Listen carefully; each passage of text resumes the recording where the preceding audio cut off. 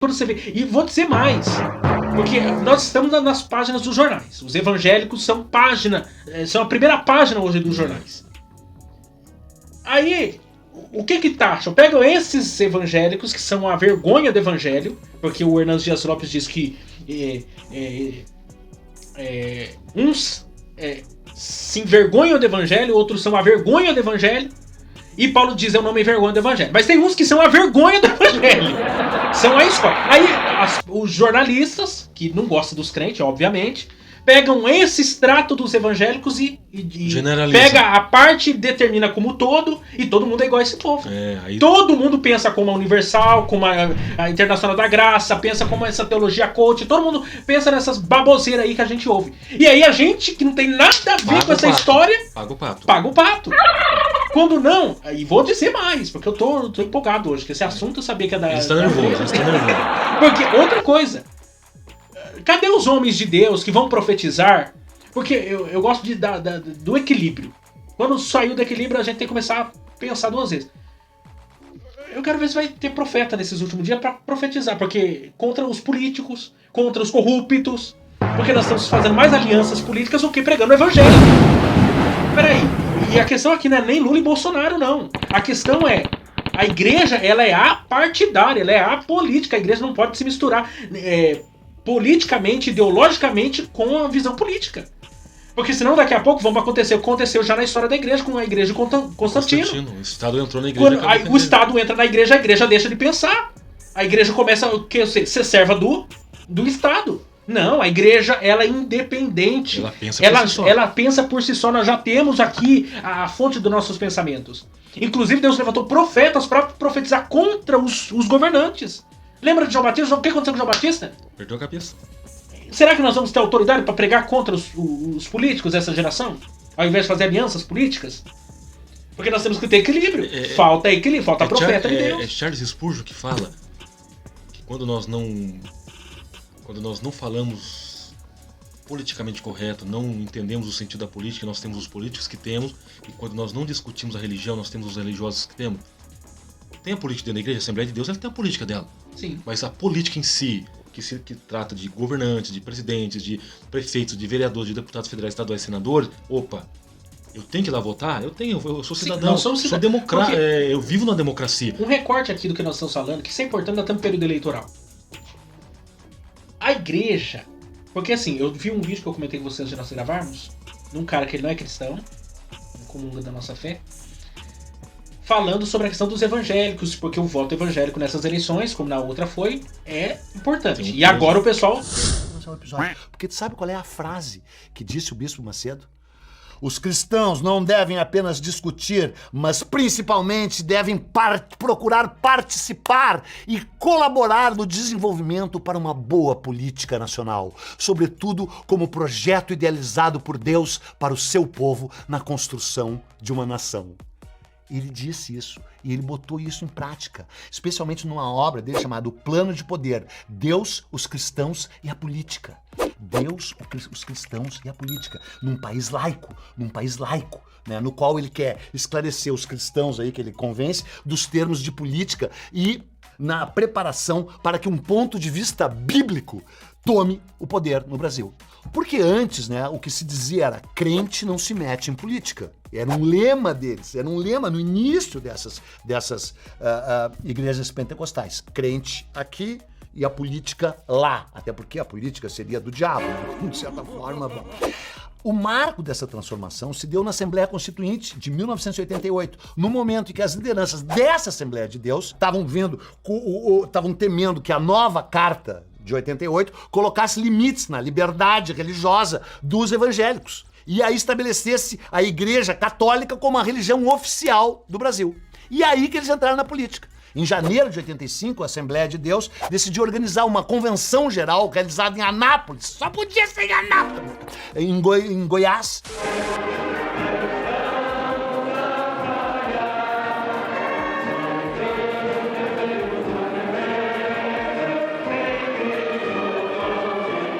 E aí se reuniram e decidiram como é que as suas lideranças religiosas deveriam discutir o papel da Constituinte e o papel desses caras na política.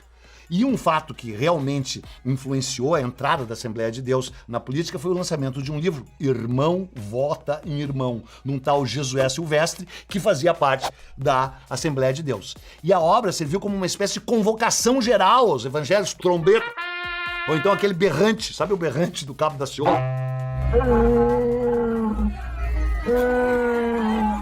Para que eles entrassem na política.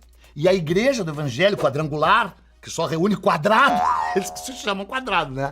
Seguiu esse exemplo da Assembleia de Deus e mesmo contrariando a direção internacional da Igreja Internacional Quadrangular, lançou candidatos oficiais. E na concepção dos parlamentares evangélicos, o que estava em jogo era, assim, a defesa da civilização contra uma avalanche de imoralidade. E foi em nome dessa maioridade moral, como eles chamam, maioridade moral, que eles resolveram partir para a defesa, resolveram incluir na Constituinte a luta contra o aborto, contra o jogo, contra o homossexualismo, contra as drogas, contra o feminismo e até contra a pornografia. Mas como é que a pessoa vai viver, por exemplo, sem pornografia?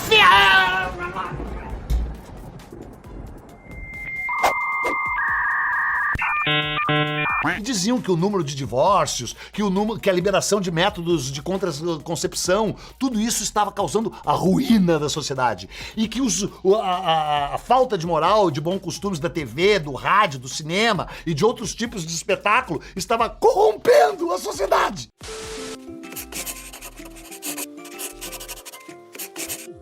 E desde aquela assembleia, né, os evangélicos começaram a influenciar cada vez mais na política, ingressando num número cada vez maior. A bancada do evangélica tinha 33 membros em 1986, né? E aí foi ficando cada vez mais radical, cada vez mais atuante. Já chegou a 87 deputados, 7 senadores ali, querendo mandar não só na vida deles, eles que mandem na vida deles, querendo mandar na minha vida, no canal Buenas Ideias, esse território fervilhante de verdadeira liberdade. Every time I try to talk to someone, it's sorry this and forgive me that and I'm not worthy. Deus, por favor, dá-me um sinal de que está do meu lado.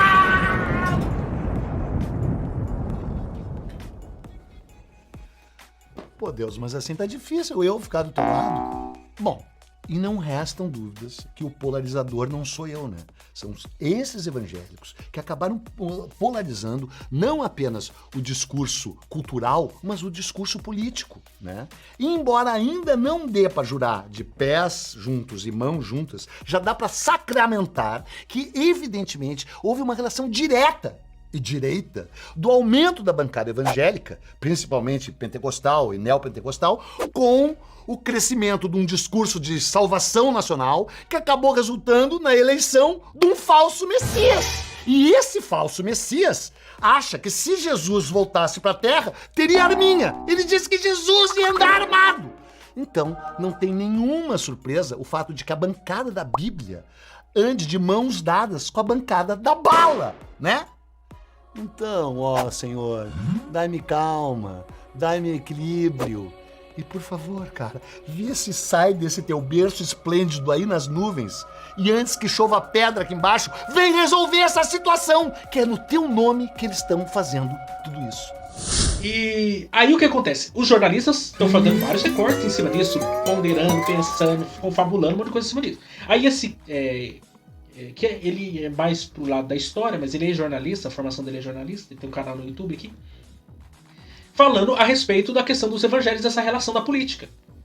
O cristão, nós somos cristãos, nós temos uma cosmovisão, mas antes de qualquer coisa, o Jetiel é uma pessoa, um brasileiro naturalizado, eu sou naturalizado no Brasil, eu sou um cidadão, eu pago imposto, você paga imposto, a gente é um cidadão. O cristão não é alguém que pode estar parte da política porque ele é cristão. Isento da política. Porque na linguagem que eles falam é como se o seguinte, só porque o cara é cristão, ele não é cidadão. Sou cidadão. Ao ponto que ele não pode nem entrar na política. Mas de onde que eles viram esse negócio? Eu tenho direito até de questionar.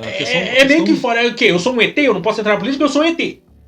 Não, o cristão, um cidadão, paga imposto, tem direitos, tem deveres, como qualquer outra pessoa.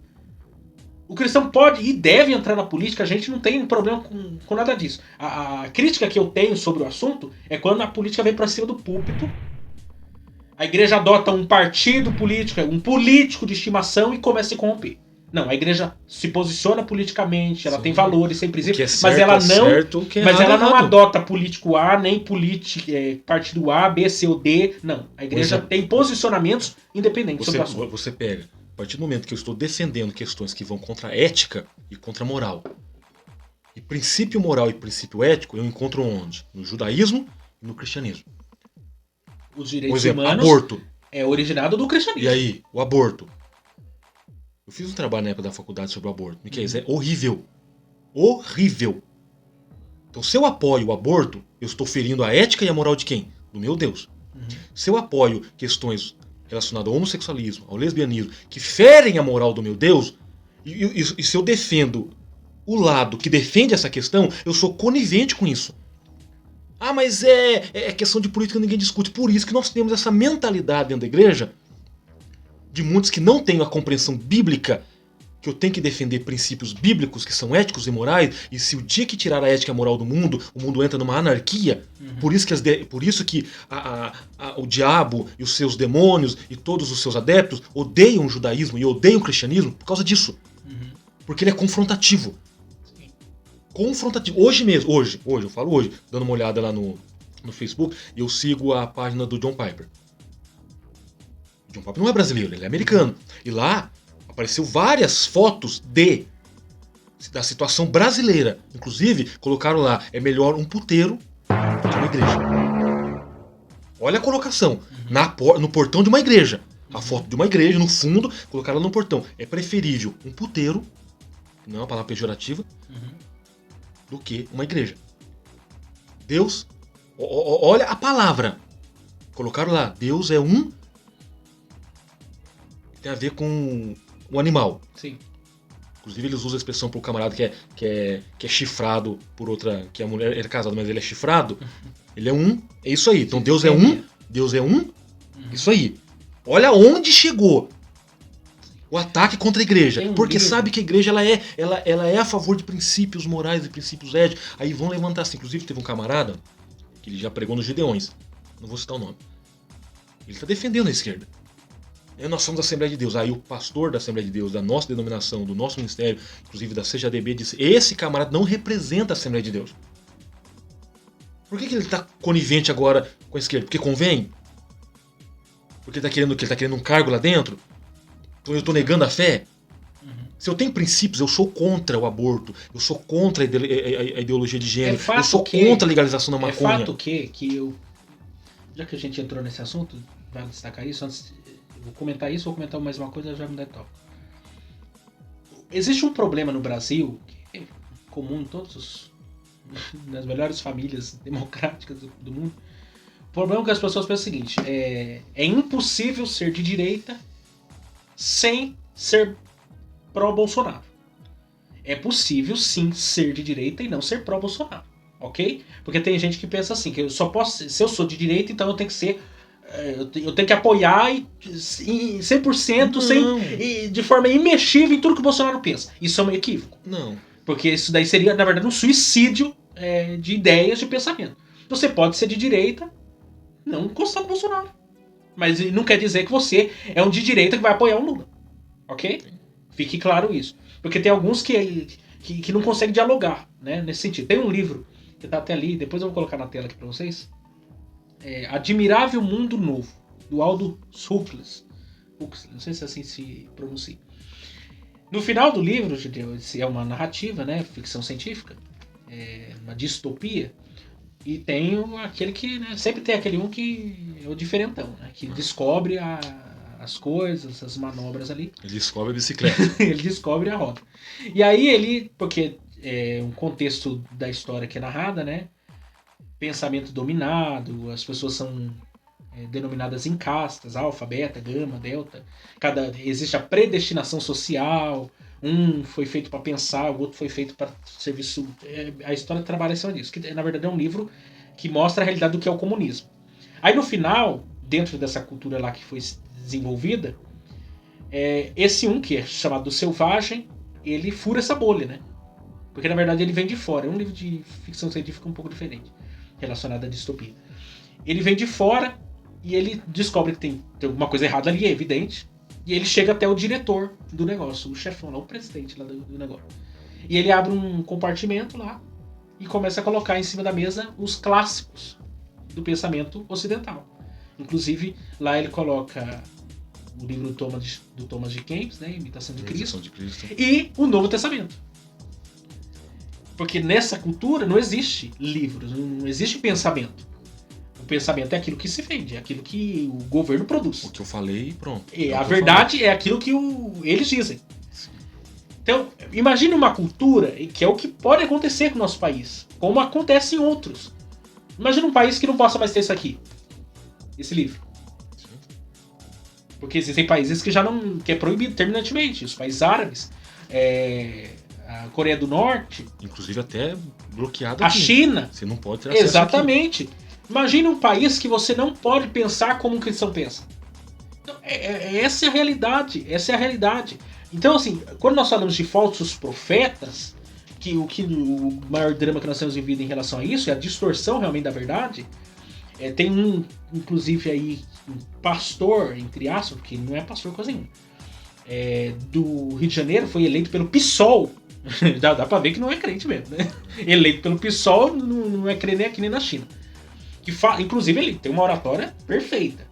Mas ele é a abominação, a encarnação do falso profeta. Aquele cara ali. É o anticristo da terra do Brasil. Foi eleito lá no Rio de Janeiro como deputado federal. Eu esqueci o nome dele agora. Moreno. No bairro do Fonseca, em Niterói, o pastor Henrique Vieira é ator, professor, escritor e agora deputado federal. Tem mais de 500 mil de seguidores só no Instagram. No último domingo, o número de seguidores se converteu também em votos. Ele foi eleito deputado federal pelo PSOL com mais de 53 mil votos. Formado em teologia, fundou a Igreja Batista do Caminho e tem se dedicado no combate ao fundamentalismo religioso no Brasil.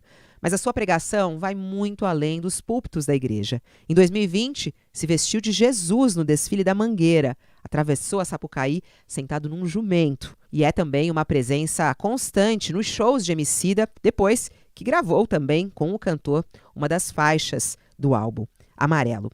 Subiu no palco do Lollapalooza durante uma apresentação do rapper para falar sobre Cristo. Henrique Vieira também integra o coletivo Esperançar, que reúne evangélicos na relação entre evangelho e direitos humanos e respeito à diversidade. Atuou no filme e é autor dos livros O Amor como Revolução e Jesus da Gente, lançados pela editora Objetivo. Como sempre se definiu, é candidato do PSOL, é um pastor à esquerda, né? E assim como também a gente está falando do aumento do conservadorismo, há um aumento também de pessoas ligadas à religião no Congresso. A gente teve um aumento aí de 25% das candidaturas, tem pelo menos 28 que usaram pastor, padre, para se eleger. E conseguiram suas cadeiras também. A gente vai ter um congresso mais religioso, vamos colocar assim. Queria saber sua expectativa em relação a esse congresso e como que o senhor, um pastor de esquerda, vai compor, de repente, uma bancada evangélica lá no congresso. Certo.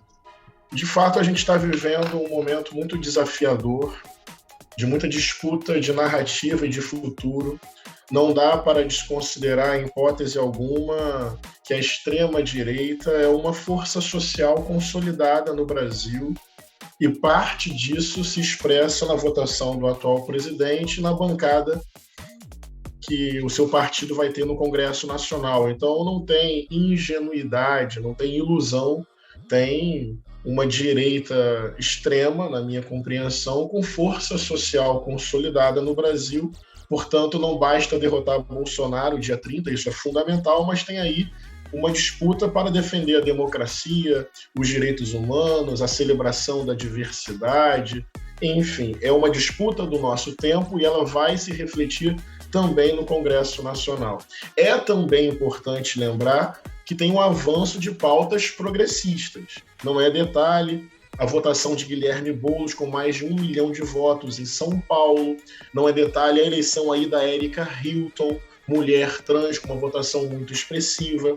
Não é detalhe o avanço também das pautas indígenas dentro do parlamento, como a Sônia Guajajara. Não é detalhe o avanço do feminismo negro ocupando espaços de poder. Então, assim, não tem ingenuidade, por um lado, o momento é crítico, mas o campo progressista da pluralidade, dos direitos humanos, da defesa da democracia, também está muito bem colocado e disputando os rumos do nosso país. Isso vai se refletir em disputas dentro do Congresso Nacional. Sobre especificamente a questão religiosa, foi um bom debate na minha coordenação de campanha usar ou não o termo pastor. Eu quero poder explicar isso respondendo a sua pergunta. Primeiro, não usei esse termo para me eleger. Eu sou nascido na igreja evangélica, crente em Jesus Cristo, formado em teologia e pastor batista desde 2012. Então, nós consideramos isso. Eu sou o que sou, independente de campanha, eleição e mandato. Eu sou um pastor, discípulo de Jesus, de uma tradição protestante e ecumênica. Então, eu não criei esse termo para ser candidato. Eu sou o pastor Henrique Vieira e conhecido assim pelos meus livros, peças e até como artista. As pessoas falam, Pastor Henrique, foi muito bonita a sua participação no álbum do Emicida. Pastor Henrique, foi muito boa a sua atuação no filme Marighella do Wagner Moura. Então, eu sou o pastor Henrique, isso é verdade na minha vida. Nós definimos usar, primeiro, porque eu sou, e segundo, para disputar o sentido do que é ser cristão e do que é ser pastor. Então, já quero adiantar, não farei parte da bancada evangélica em Brasília. Não estarei em Brasília para defender interesses da igreja. Não quero que o Estado seja extensão da igreja. Não quero que a Constituição seja uma expressão de uma doutrina religiosa. Eu defendo o Estado laico, eu defendo a democracia, eu celebro a diversidade, sou pastor, isso é verdade, é a minha vida, é a minha fé. Mas a minha fé não é um projeto de poder e de domínio. A minha fé é um testemunho de serviço e de amor. Então eu não quero um Brasil cristão, isso seria violento.